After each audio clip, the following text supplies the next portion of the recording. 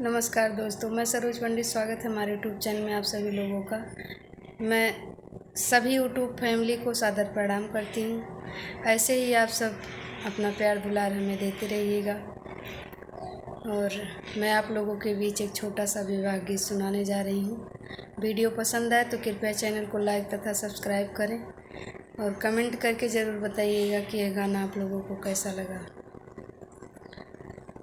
आलरी बासवा कटाया मोरे बाबा हो, पानने माड़ो छवाई। आलरी बासवा कटावा मोरे बाबा हो, पानने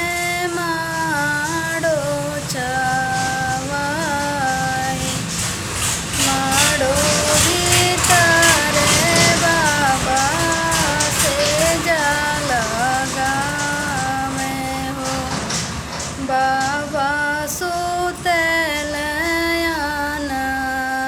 चित, माड़ो भीतरे बाबा से जाला गावे हो। बाबा सुतलयान चित, बटुरा हो सखिया हो, बटुरा सहेलरी, मिली जुली बाबा के जगाई। बटुरा हो सखिया हो, बटुरा सहेलरी,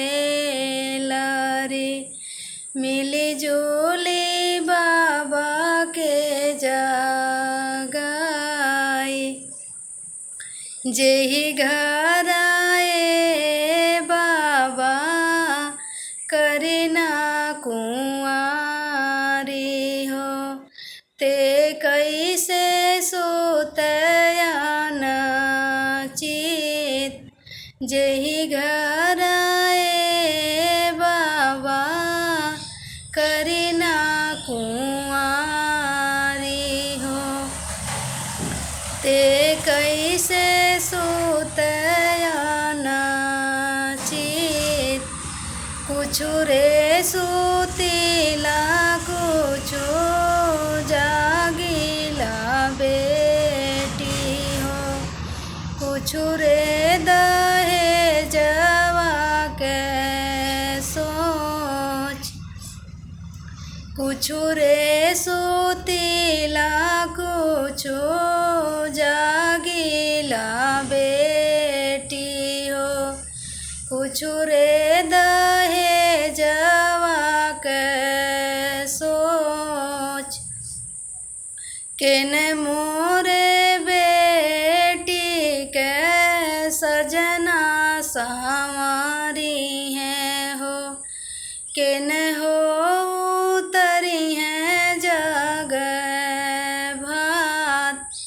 केने मोरे बेटी के सजना संवारी है हो, केने हो उतरी है जग भात। के करे का कहिया मैं मांगी संवार हो, के करे ही से नूरे सिंगार। के करे कंगहिया मैं मांगी संवार हो, के करे ही से नूरे सिंगार। सखिया सहेली मिली सजना संवारी है हो, बहिनी उतरी है जग भात। सखिया सहे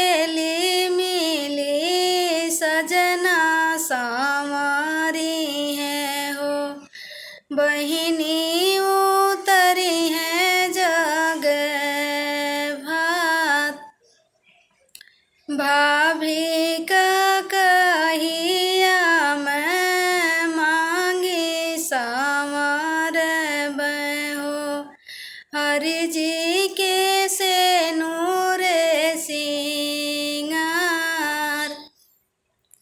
भाभी का कहिया मैं मांगी संवर बहो, हरि जी के से नूर सिंगार।